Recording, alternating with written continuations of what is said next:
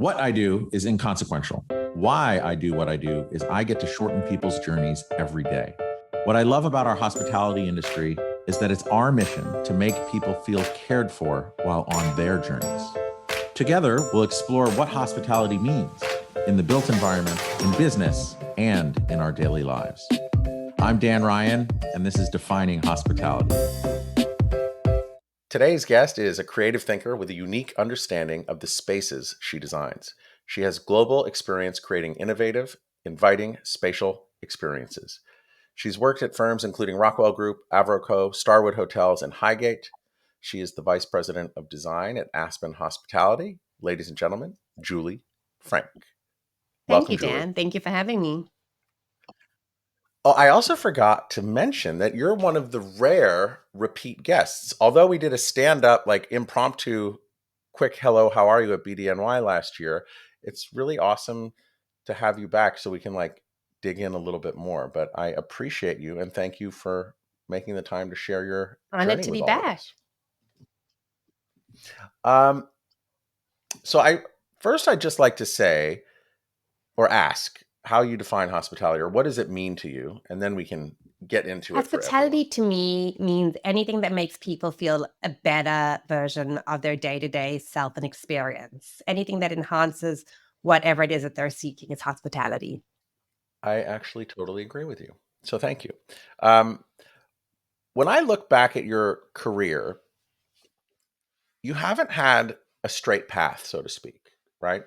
So from leaving South Africa after college and coming to the US, you had a very unusual path that I think is pretty amazing, because what I found and what I appreciate the most about you is you're always open to new experiences and trying new things. Or not, I hate the word should. What's your experience and how you look at your journey working at some of the greatest firms out there and going from design side to owner side and all things in between? I think it's something that every listener could really learn from. So I think that, it definitely wasn't planned. You know, when I moved here, I had just finished my graduate degree in architecture, and I only wanted to work for famous architects who design museums. I was very laser focused. As my father said, museum design, well done on choosing a route that will guarantee unemployment in a downturn. And, I worked for Rafael Viñoly, I worked for Polshek, and then I kind of was looking at the people designing restaurants. We're working on the Rose Planetarium, and then as a junior architect, I'm doing the very sexy stuff like bathroom layouts and concrete detailing. And Adam Tihany's team, who were designing the restaurant, were having way more fun. And that's when I was like, maybe it doesn't have to be what you think at the beginning. And I pivoted and I begged and whined my way into an interview through a vendor at Adam Tihany's office. And now I'm mortified when I think about it. I was 25 and I walked him through my whole graduate thesis on building museums and memory and everything I'd done at Viñoly and Polshek. And at the end of it, Adam looked at me and he said, "But this has got nothing to do with what I do. So why did you show it to me?" And I said, "Because that's my portfolio." And he said, "But you don't have any experience in what I do." And because I was 25, I said, "I know, but I can do it. Don't worry." And now I think about that and I was like, was I insane? And because Adam was Adam, he took a chance on me and gave me a job. And it was totally different from anything I ever did before, but I really loved it. And from there, I moved to Rockwell and Avroko and pretty much thought I would stay on the design side forever. And then Starwood found me and I interviewed with them, and I was loving working at Avroko, which at the time was a 10-person startup company with one restaurant. And we worked above public and we got to get a glass of wine a day, and it was a great environment. And there was something interesting about the conversation with Starwood. And it goes back to Adam Tihany. I met Adam for breakfast. I said, "This is the situation I'm facing." You followed your dream, and then you went to Avroko and Rockwell, and then... Yeah, I left Tihany for Rockwell, where I'd spent 7 years basically only working on Nobu. I worked under Shawn Sullivan and developed a very good rapport with the Nobu team because I Mayor Tepper is one of the owners, and I just got on really well. And I was totally unfazed by the fact that the way he communicated was not yelling, it was just expressive. And so I had an amazing 7 years working on Nobu, traveling to places at that age I couldn't even imagine. I mean, I was excited when my first Nobu was in Nassau, Bahamas. But then I got to work on a Nobu in Hong Kong and Mexico City and Moscow, and just incredible travel, incredible experiences. And I learned a lot in that job about client services, because Rockwell Group is amazing at that. But I also learned about how you build a brand where there's a commonality of experience, but at such a high level, every space has to feel unique. And so in working on one kind of client, one restaurant in so many different locations, I learned to understand that skill. And then from Rockwell went to Avroko, and as I said, was pretty much entrenched on the design side. And then the Starwood opportunity came up. But it was awesome that you went back to a mentor Yeah, from 3 jobs ago, yeah. or 3, right? I mean, that's admirable and awesome, and I think everyone could learn from that. But I keep cutting you off here, so keep going. When I resigned working from Adam, when Rockwell Group had given me an offer that, and it was, they'd offered me a green card at the time. And so I went into Adam's office to resign, and I resigned. And he said, "No, you're not resigning, you're staying here." And I said, "Okay." And I went back to my desk and carried on working. And then went home at night to my then boyfriend. And he said, "Did you resign?" I said, "Yeah, no, but Adam said I can't resign and I have to keep working." Then he was like, "Okay, well, that's the problem, Julie. You have another job. You have to go back tomorrow and resign again." And so a few days later, I got up the courage, went back in Adam's office, and I resigned. But the only way I could do it was to not make eye contact, because I really adored him as a person, but the other job was, where I needed to go next. But I was Mhm. fortunate that he stayed in my life as a mentor and someone I could always turn to. And I'll never forget, we're sitting here having breakfast with the president, and I said, "This is the Starwood job. This is the situation at Avroko." And he turned around and said to me, "If you're good at what you do, you can always go back to it. But if you never try the unknown when the door opens, it's never going to open again." And I remember looking at him and being like, "That's a really interesting piece of advice."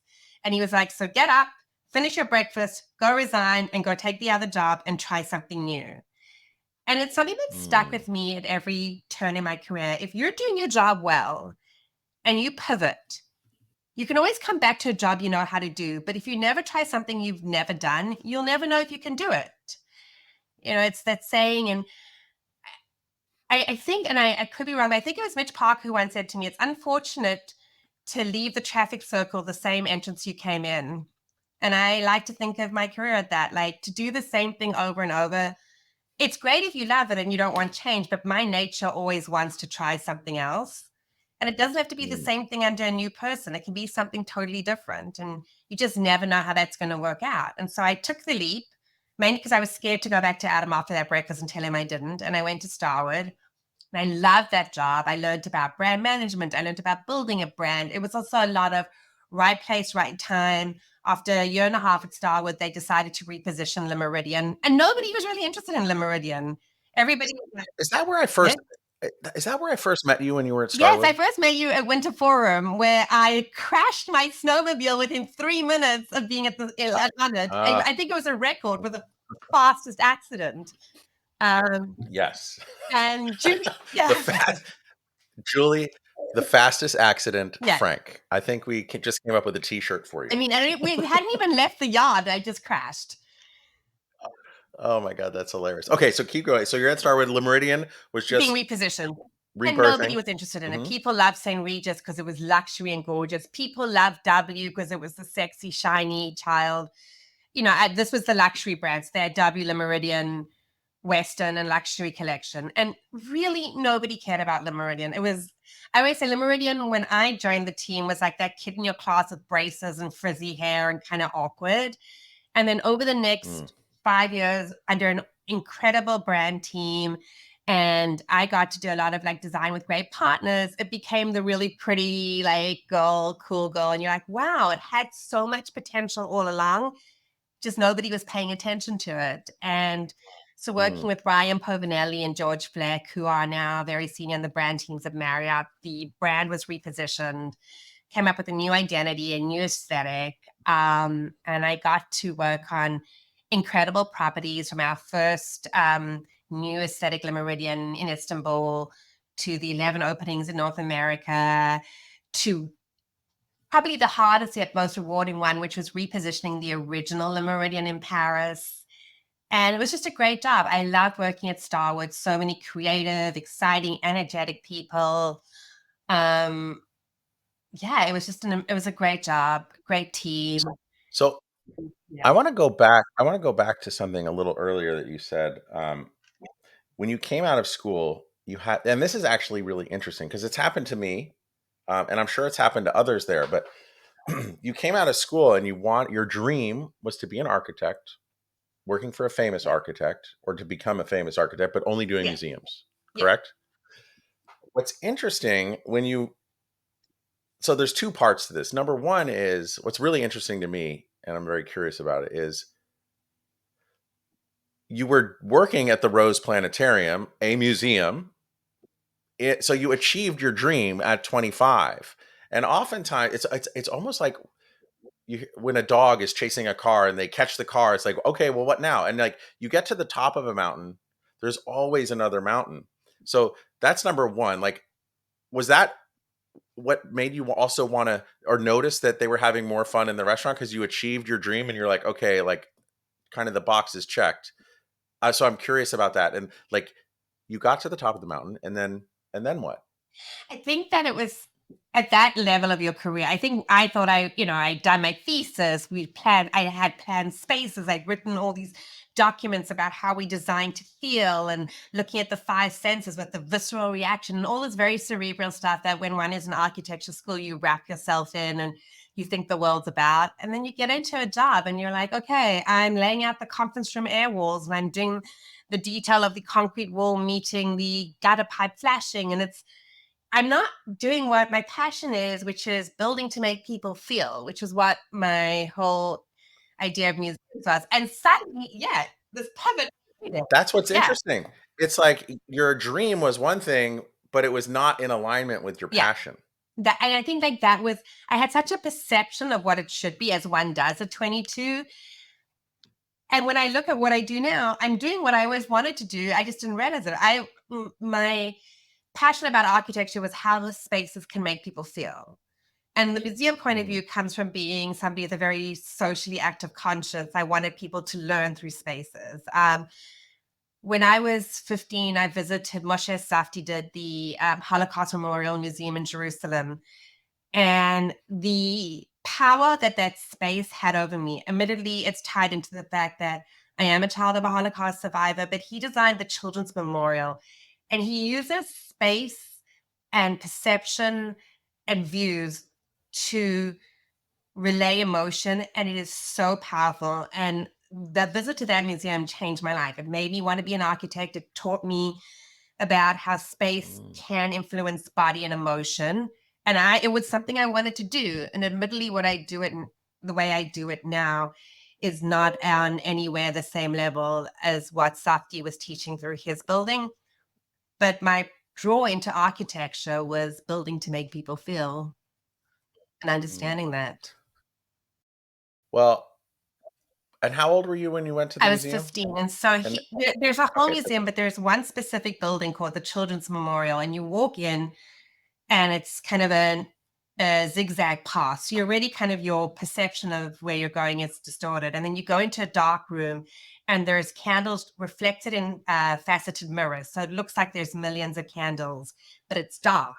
And images are projected of children and their names keep playing as you move through the space. So you're not walking in a linear route, you're zigzagging. You're not sure where there are candles and where there's reflection.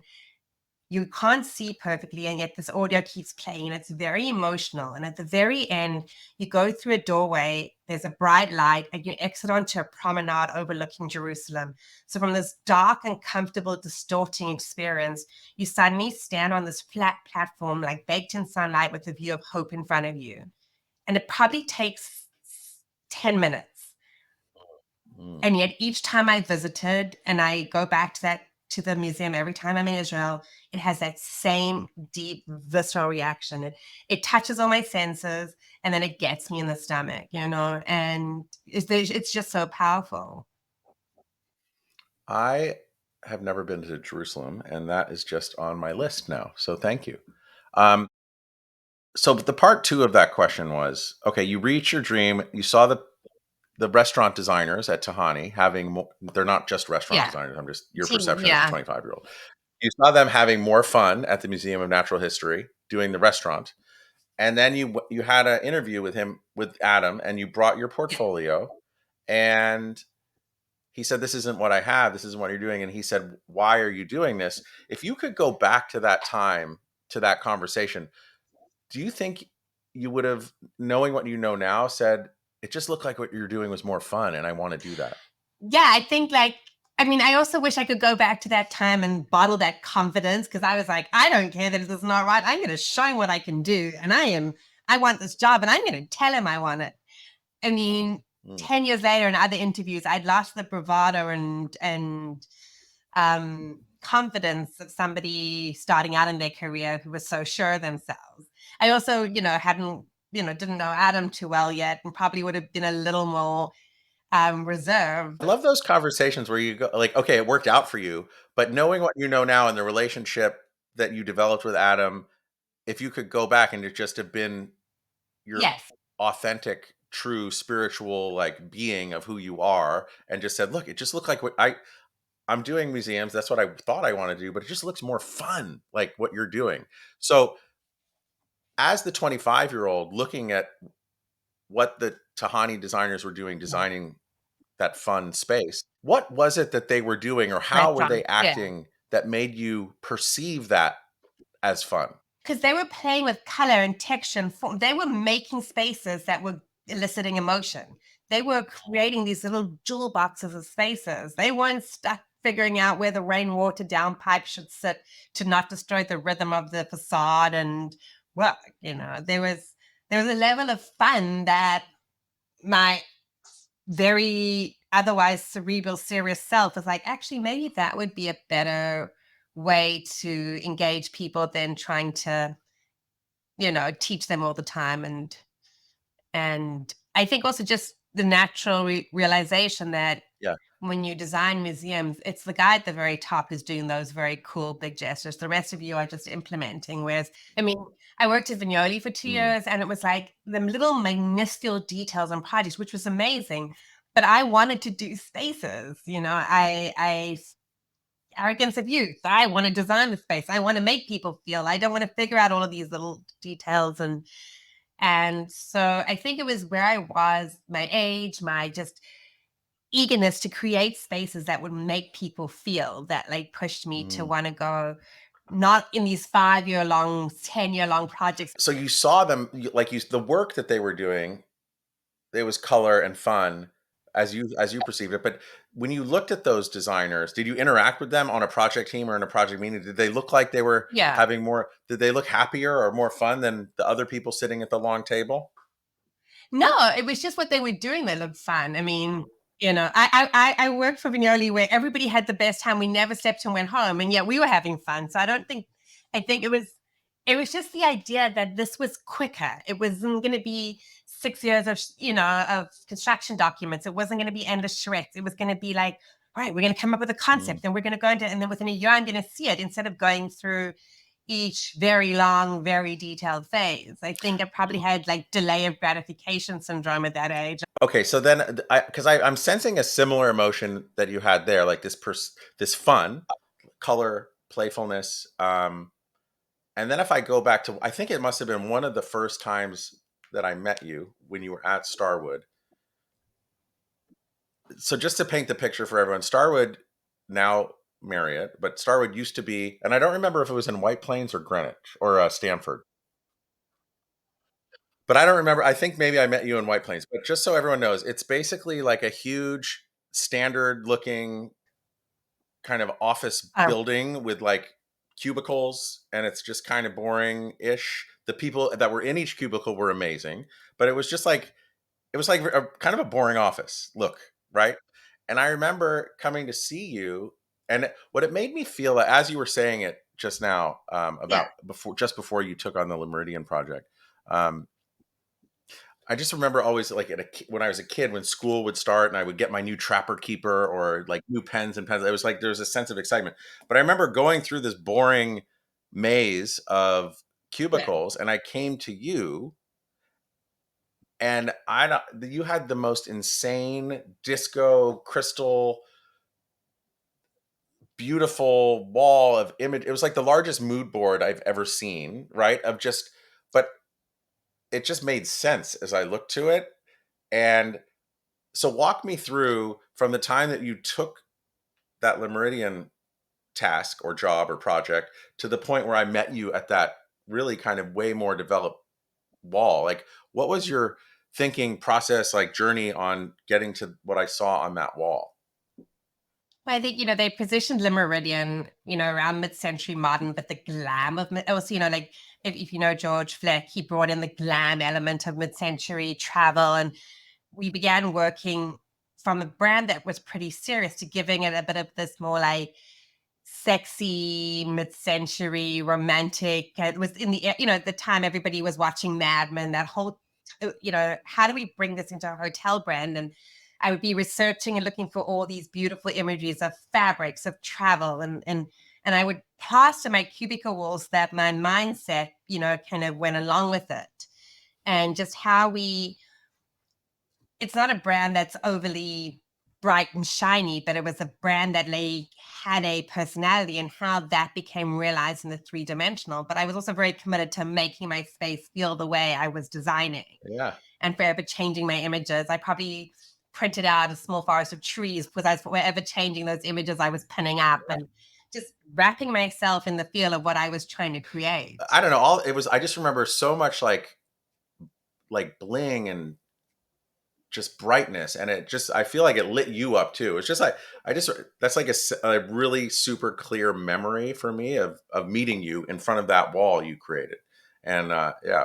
I was very passionate. I mean, the ability to work with the brand team on that whole repositioning was a once in a lifetime opportunity. And I really Mhm. like poured my heart and soul into it. And yeah, when I am passionate about something, I get very excited about it. Um, Yeah, it's my so to bring it fire. full circle, just so you know, and also there's so many awesome people that came from that Starwood world. But like Berman Falk was brought in with Oh, Marriott to amazing. do a new room, still mid-century awesomeness with Robyn Kaminski, and it just opened recently in their like floor of model rooms. And I just went into it a couple weeks Yeah. ago, and it was really awesome. But I also feel like there was that feeling executed a little differently, but I did whatever that feeling was where I saw you kind of like light up. I got that feeling as Robyn was walking me through the new Yeah. room, and it kind of like, and then if you go back to the iteration before you worked on it at Starwood, um, I don't know. It's like it's a very different place from where it started to where it is now. But I Yeah. just I did get that feeling when I walked into that room. Maybe it was because of Robyn, because she's so awesome and she was just making me happy. So, but yeah, that's really awesome. That was a long, I don't even know what time that was. I also want to say, I think I've heard of you since It was a before we first met, because most of my very good friends in this world are all happen to be South African Jews. And I don't know why that is, but I guess because you're amazing people. I don't because want to we're amazing generalize. people. Yeah. Uh, but yeah, you're fucking amazing people. But we have a lot of like other mutual friends from the old country that also just, I don't know. I think it just kind of smoothed out our relationship, you know? How you, yeah. Yeah. Yeah. Well, I mean, I'd heard about everybody. I was not very social in the industry. I did my job and wanted nothing to do with the industry after hours. I just did my thing. And also I'd come from Avroko where like we all hung out together, but we didn't mix, And so you'll understand the story because you know the person. But I start working at Starwood, and of course 6:30 comes and I go do my thing. And one day Aliya Khan walks over to my desk and she goes, Lavzi, you've got to start showing up at things. And I'm like, excuse me? She's like, Lavzi, when there are industry events, you need to show up because these are relationships you need to build. And I kind of just Yes. looked at her. And if you know Aliya, when Aliya Yes, you Khan do. tells you you need to do something, you do something. And so I was like, okay. And then she would start putting invitations on my calendar. And then she got to know me and the fact that I move at glacial pace at any given time. Then she would put another invitation, which was like, go to bathroom and start getting ready half an hour before she'd want me ready to go somewhere. And I credit her with making me starting to go to industry events, meeting people, because I didn't realize that like once you're on ownership side or brand or developer, these relationships are key. You need to be able to call the reps who you know and say, this is what's going on. Can I get a quicker? How do I do this? Also, I'd say the reps know everything in the industry and who you shouldn't be working with. But if it wasn't for Aliya, I would still have been logging out at 6:00, maybe going to a soul cycle class, going to see my friends and not getting involved at all in this amazing industry, which has got so many incredible people. So I am always very grateful that she pulled me out of the office That's and made why me I go with call her her to the business. Great Khan. So She is. I always say I want to ask Aliya app, because if it's like anything I need, I'm always like Aliya, and I'm like, Oh, I maybe just you need it can as an maybe app, we can talk to, what's that guy's name? Sam Altman at ChatGPT to make an Aliya voice for the ChatGPT thing. That would be great. She could always be with us. Yeah, we should find out. I would actually really like that. I was messing around with it, trying to think of like whose voice I would like there. And I was like really struggling. I was like, I don't know who I'd want to talk, but if I think about Aliya and her Lovesy, that could be the cue. Instead of "Hey Siri," I could say, "Hey Lovesy, can what's the best way to get from A to B?" Yeah. Okay, Yeah. so that was your transition to Starwood, kind of more on the ownership, management, like brand side, right? And then you've continued on that path. And I think what's so awesome about that step is that you knew it was the right thing to do. Adam had said something like, "This door is only going to, or the Mm. door is going to open. You got to take it, or it's not going to open for you again." I was actually reading Meditations today by Marcus Aurelius, and he said something similar there about, where the future is uncertain, the past is the past, and we only have the now. And I think, and it's interesting to hear, because just a second ago you said you move at a glacial pace, Yeah. but then this door was opening, and there are And those Adam had to times. push me through it. Oh, so he pushed you, otherwise you would have. Happy. We were having so much fun, it was yeah, it's I always joke, I say every job I take, I'm the person I hated in my last job. So when I was an architect, the interior designers would drive me mad. Then I moved to the interior architecture side, but the brand people annoyed me. But then I moved to brand, and when you're in the brand team, the ownership groups drive you mad. So then I became an owner. And when you're an owner, the people working at the management companies annoy you. And then I went to the management company, and now I'm at an owner operator manager. So I think next I'll have to go to a demolition company, because I don't know who else to be. But yeah, I always moved to the person who annoyed me in my previous job. Well, I also like the transition there to talk about Aspen, because using that metaphor where you were doing your dream, you were at the peak, and then you're Yeah. like, no, I want to try that. And Aspen being a high peak town, a ski town, maybe that's, I went out Yeah. on it I went out on a limb there. But Yeah. what's exciting you about this transition to Aspen? Because you guys are working on some amazing stuff in the mountains, Yeah. but also you have some cool things coming up in cities. Like, tell us what that experience is like, as far as like getting there and doing it. I mean, yeah, this was kind of an interesting, I was looking at different opportunities, and the guys from Aspen found me, and I was like, this sounds interesting. Their CMO is a good friend of mine and neighbor of yours in Westport. And I trust her, and she always makes smart career moves. And she was excited about her job. And she was like, just talk to these guys. And then, it was sort of the diversity of their portfolio. They have the Little Nell, as people are very familiar with, the luxury hotel in Aspen, the only ski and ski out hotel in Aspen. And I say that like I ski, so I'm sort of proud of myself. And when I interviewed with them, they were growing their Limelight portfolio, and the ability to kind of join a group as they're evolving hotels into a brand, and having built a brand before, that's a passion. But also, they were now developing a second Little Nell, New York. And New York is my adopted hometown. I'm not a New Yorker. Even though I've been here more than half my life, I say it's my adopted hometown.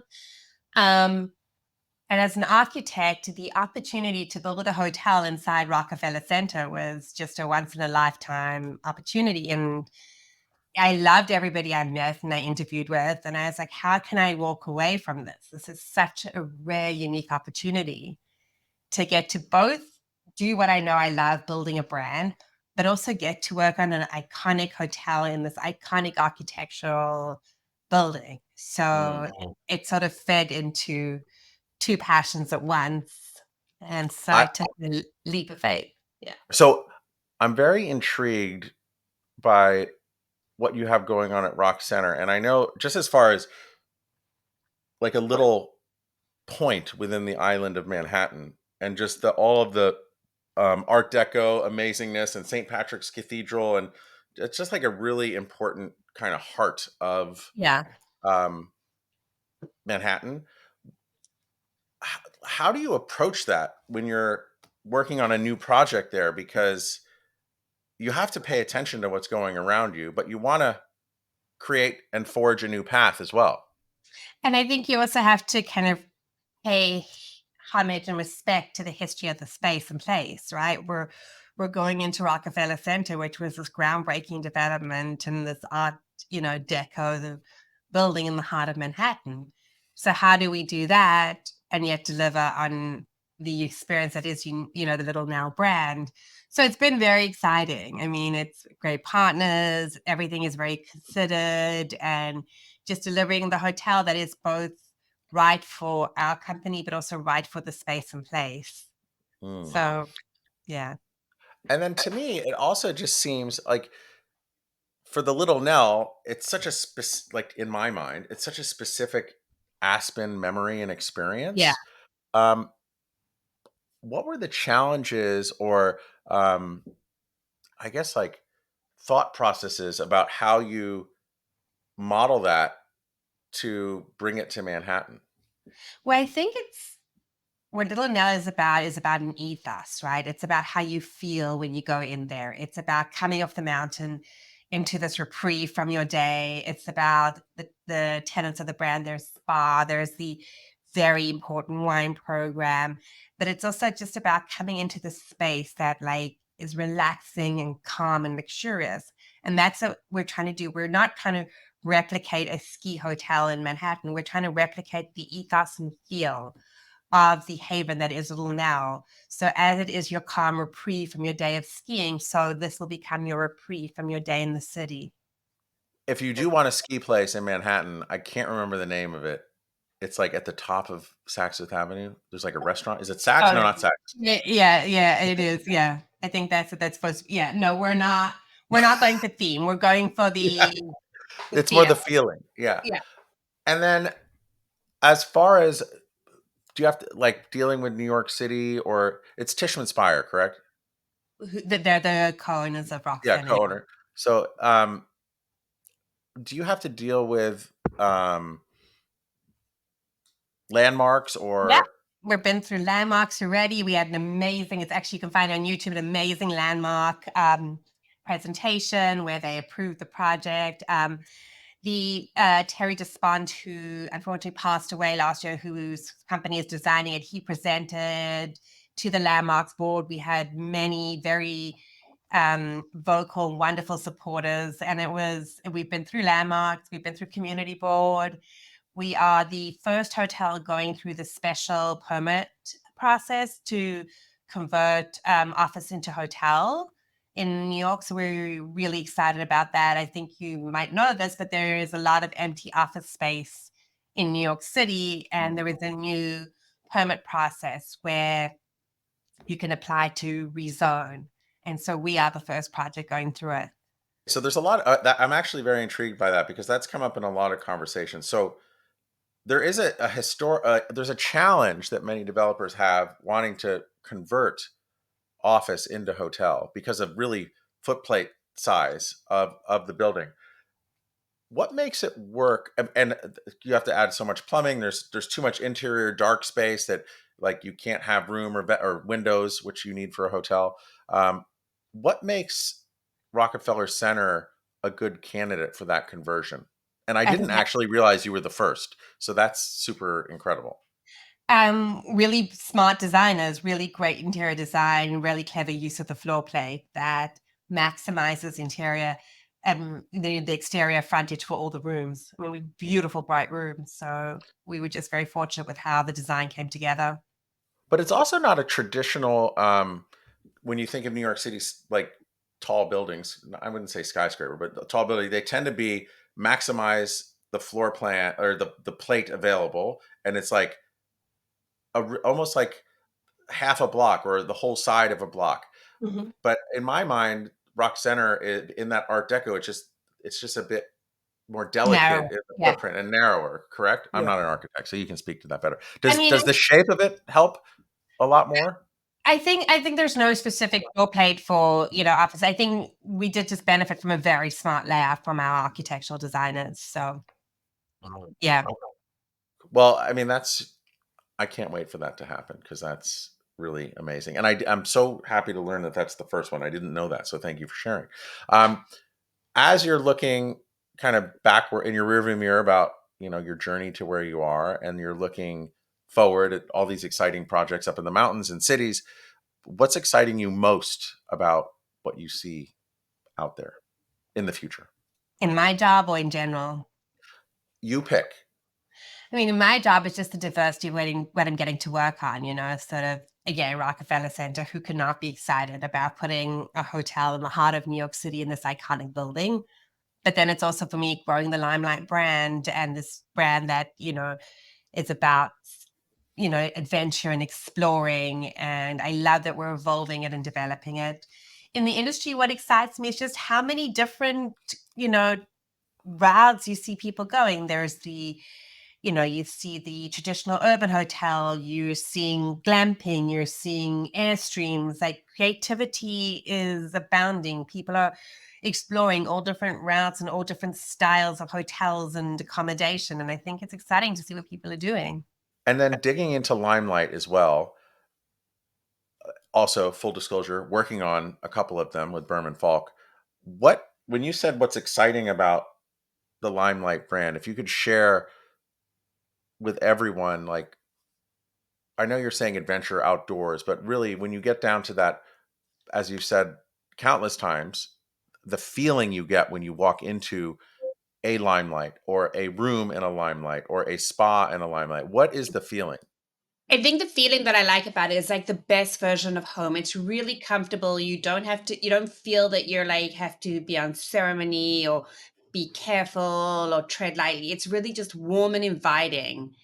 And you walk in there and it's like, here, this is your home away from home, the best version of place to relax. And what I like about the properties is that in the programming with the adventure concierge, it's about helping you explore your locale. We provide a great room that's, well sized, adequate storage for you to sleep and relax. And there's a lobby space that's well programmed, but it also caters for that space of delay, those moments when you're not going out, but you're not yet ready to go to bed. It's how you can just hang out and be if it's around a fire pit or in a game area. It takes the continual need to know every moment of your travel, every plan in your travel out of the equation, and you can just relax and enjoy the property and the space for what it is. And who's the type of demographic that's staying there? We're looking at the explorer traveler, the person who wants to come somewhere and explore the locale. Obviously, you're somewhere like Aspen or Stonemesh, you're skiing. If you're in Ketchum, you're taking advantage of the beautiful hiking around the area. But then you're somewhere urban like in Denver, and we can guide you around to how to see the city and explore and make the most of the city.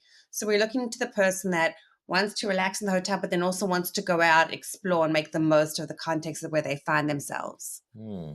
And then walk me through this adventure concierge. So that's the concierge, and they'll tell you where's the best place to go skiing in snowmats and stop for your lunch on the mountain. Or in Denver, they can guide you to a great biking path or an interesting art museum.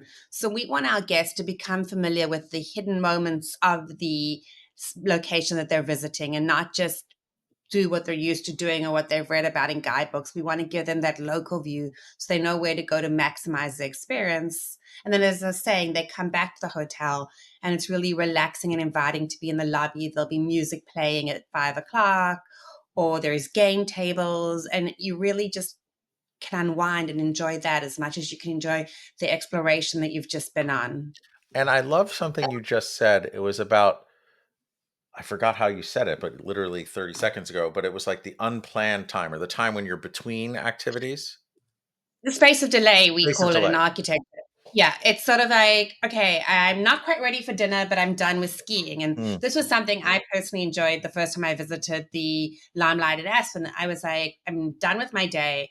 I'm not ready to have dinner. And then all of a sudden I went in the hotel and there's a band playing in the corner of the lobby and everybody's just relaxing and chatting and enjoying that like moment to breathe and pause. It's sort of the idea of like it's après ski everywhere. And Because that's it's that moment where you're done with your core activity and you're moving to your next one, but there's that moment of delay in between. And the spaces are really set up to enjoy that moment and connect with people and exhale before moving on to the next programmed activity. yeah, I like the idea of that unplanned time. And it's like an eddy in a river going down, and those little eddies in the pockets that happen. Is there Don't how, look like I know what's going on in outdoor activities, please. It's oh, I me, know. you know. Well, that's why I explained it's a river and an eddy, not a person. Come on, Julie. But I'm curious if that moment of delay, is that through all of your brands? So for instance, like in Rock Center, how are you addressing that moment of delay? Because I would imagine everyone coming to New York staying in Rock Center, there's not a lot of delay. You're hitting the ground running, correct? I think Nell versus the Nell brand versus Limelight. The Nell brand is about luxury. It's about taking your time. It's about moving at the pace when you're ready. It's about being very comfortable to linger. Or it is about moving. If you want to be going quickly, quickly, quickly, then it's about how you are programming your day. Limelight's about the adventure where you're kind of just letting the day roll with you. You know what you want to do, but then the other things are happen circumstance and kind of providing these elements in the lobby allow for that. There's the video games, there's the live music, there's shuffleboard. You don't know that you're going to be engaged in that until you see it. And you're like, wow, this is just this fun way to go from one moment to the next without, rushing. Mm. Now, as we're all rushing through our lives, just trying to get things done and hotels open, if you were to go back in time to that younger version of yourself, before Adam Tihany kind of said, you got to seize the day and take this opportunity, what advice do you have for your younger self? I would tell her to definitely take that job at Rockwell because that was the most fun you're ever going to have in a design firm. I would tell her to definitely take that job at Starwood because you got so lucky to get to travel and experience amazing cultures. But I think I would tell her what I was most afraid of at each junction in my career is what I would tell her turned out to be the best moments was that every time there's a pivot, I never took the same route. I changed directions and took a chance because you know what you can do, but you never know what you can't do unless you try. Mm. And I was always so scared of pivoting my career because I thought I had to go from this firm to this firm to do this, to do that. If you had told 20 something Julie, she would end up client side looking at spreadsheets, she would have thought you were mad. She would have hated herself and she would never have had seen that it doesn't have to be pre-planned. Every opportunity, you got to take it. And if it doesn't work out, go back to what you were doing before because you know you can do that. And if you do a job well, you can always go back to it. Mm. But if you don't take a chance on a different route, you'll never know what's there and what you can, what you can do. Yeah, I think we'll have to call this like the sliding door episode, because I really love how Adam, in a way, just helped push you through the sliding door. Yeah. And I think it's Yeah. amazing. Like, I think all of us, if we just go through our lives, like look back and think of how many of those, we don't have many, but how many of those sliding door Yeah. moments are there, and kind of think about what that alternate history could be, Yeah. or the counterfactual. I don't know. It's kind of, it's a fun exercise if you can remember those moments. What's so interesting is I don't remember much, but I remember so clearly my breakfast with Adam when we had that conversation, and and the other person I spoke to at the time, I remember thinking like, this was like, I'm on design side. I am such a designer. I'm so kind of dismissive of people who go to corporate jobs. But then I was like, who's the one client that I really like? And it happened to be Mark Boekenheide, who at the time was at Related. And I'd worked with him when I was at Rockwell, and he was my client on the I'm going to forget the name, the hotel with the chandelier bar in it in Cosmo. Vegas. Cosmo, yes. And Mark was my client, and I worked on the chandelier bar. That was my last project at Rockwell. And Mark was such a great client, and every meeting with him was like, he had such wise feedback. And I remember emailing him saying like, hey, I have this opportunity. You're the only person that I know that I really respect who switched sides. Can you talk to me? And everybody called me. I think he was washing his car. He was a car wash in New Jersey. And he's like, I got an hour. Let's talk. And I always remember Adam's force with, pushing me to the right decision, and Mark's patience with talking me through it. And I'll always, like, those are two conversations that are now probably almost 20 years ago. And I'm so grateful that they took the time to encourage me. And I'm glad that 20-something Julie was listening, because she didn't listen to much. And I'm glad that she heard those two voices. Oh, I've never heard a bad thing ever said about Mark Boekenheide. Huh. Yeah. I should reach out to him. It's Yeah. been a while. Where is he now? He's with Sands. Oh, he's in Asia most of the time. That's where I thought he was. Okay. Yeah. Or in Vegas. Yeah. Vegas or Asia. Hmm. It's seldom. I mean, I'm client side, and I'm sure that like, I don't know many people who sit client side other than Mark and probably Helen Jorgensen that people talk about with like, you don't hear bad words said about them. And that's where I'd like to be. Because you don't have to always be a pushover, but if you do your job the right way, your designers will always respect you. Yeah, it's true. And well, I'll be sure never to say a bad thing about you. You can. It's okay. If it's warranted, I'll take it. No, I'm thick-skinned. You know some of the jobs I've had. I am thick-skinned. but it's also amazing. Yeah. Like, it's just wonderful to think about, like, those, aside from the sliding door moments, just those important, like, I bet you that conversation that Mark had with you while he was going through a car wash seemed like nothing. That's just like what he's doing, but it had such a profound impact on you. That's a really Yeah. interesting thing to think about, because there's so many times where just in passing, I'm talking to someone or someone asks me for advice or my experience, and I just say what I say. And then like 10 years later, they'll say, oh my God, you just totally made me think differently and put me Yeah. on a different path. Thank you. I was like, wow, I had no idea, but I'm glad. It is. It's like, I mean, it's credit to you that you said something that helped a person make a pivot, because you got to, like something's got to resonate, especially when you're like in the throngs of an intense decision for a person, to make those moves. And I know for me, and probably something and I say this whenever I'm asked by younger people, like in my career, it's like, I feel really blessed to have amazing mentors who I can turn to for advice. And some are in my same swim lane, some are tangential, but I feel really blessed. And so I will always take the phone call if somebody wants to ask an opinion or talk, because I was so lucky to have those people who spoke and talked to me when I was stuck making decisions. And kind of the career, the switch to go to Starwood was that big pivotal shift. And, Adam and Mark were so key in that. But then my most recent job, I was looking at two different opportunities, and I kept Brad Wilson on the phone for ages. I think David was in the background, and he popped in, and I was just struggling to come to the right decision. And it helped to have like these two people who I really trusted, who were desperately trying to eat dinner and cook in their house, but on the phone with me to help me clarify my thinking. And I'll never say no to a conversation, because I've been so lucky to have these type of people who will always avail themselves for me.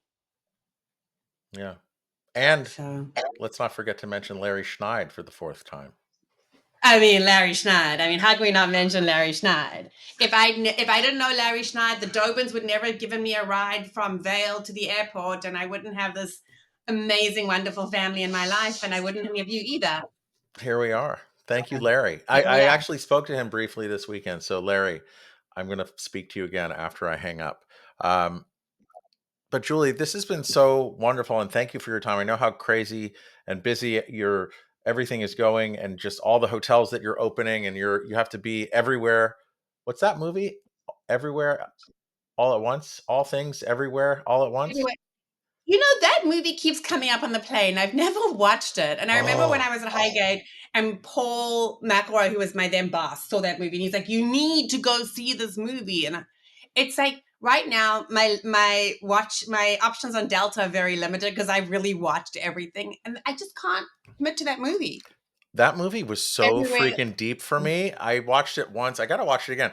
It was all about kind of self and all the different battles within ourselves and just being our true self. And Yeah. I guess you could look at it on the surface level as like a sci-fi movie, but it really struck me in a big way. So everything, everywhere, all at once. That's what it is. See, there's nothing deep about me. When I'm on airplanes, I'm like, I need to be entertained. Yeah. No introspection. But it is entertaining as well. But Julie, if people wanted to learn more about you or Aspen Hospitality, what's the best way for them to get in touch? Well, Aspen Hospitality, look on our website. I'm going to give you the right website because Yeah, we'll get it in the show notes. they. You don't have to look there. We'll put it up. Okay, so definitely look at the Aspen Hospitality website. You'll see about Nell, you'll see about Limelight, all the opportunities and all the exciting work coming up. Me, email me, LinkedIn. Shoot me a note. I respond. Sometimes, there's a space of delay, but I always do respond. Got it. And Well, thank you. This has been just so wonderful. Thank you. I appreciate thank you. And you. thanks for putting yourself out there and sharing your experience. Thank you for having me. This was fun. And thank you to all of our listeners, because without you, we wouldn't be here talking to amazing people like Julie and reminiscing about Larry. That was funny. Always Larry. And yeah, keep tuning in. And we have a newsletter, so subscribe. And there's so much good learning from all of these conversations, and I'm just so happy to be able to share them with everyone and impact everyone, and mostly for my guests for willing to share their experience to impact others. So I thank you, and I thank everyone, and we'll catch you next time.